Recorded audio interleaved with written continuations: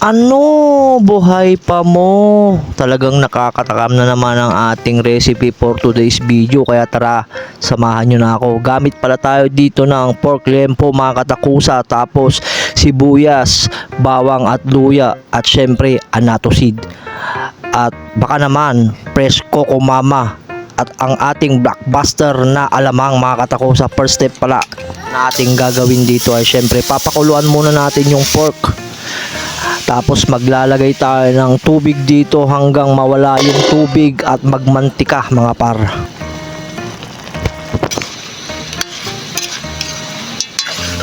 Ito na nga yung katas na hinahanap natin, yung mantika ng pork belly mga katakusa. At syempre isi-set aside natin yun at maglalagay tayo dito ng mantika anato seed.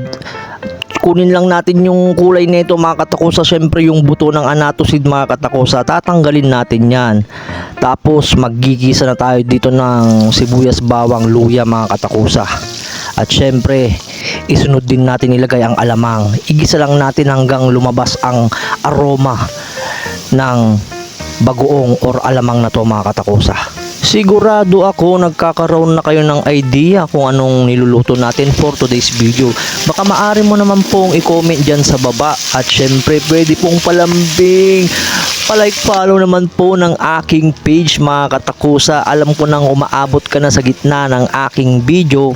Syempre tapusin mo na to para masundan mo ang step na luto na to, diba? Ngayon lang ulit kasi ako nakapag-vlog mga katakusa. Ngayon lang sinipag, sana magtuloy-tuloy para magkaroon tayo lagi ng ideya kung ano bang masarap na ulam araw-araw. Kahit ako naubusan na rin mga para.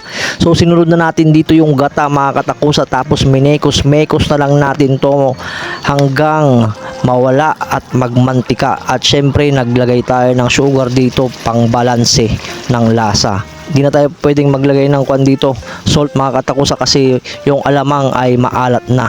Tama po ba? Ito na yung exciting part mga katakusa, yung plating. Tapos makita mo nagmamanti-mantika. Aro, ano, buhay pa mo, nakaka-high blood ba talaga?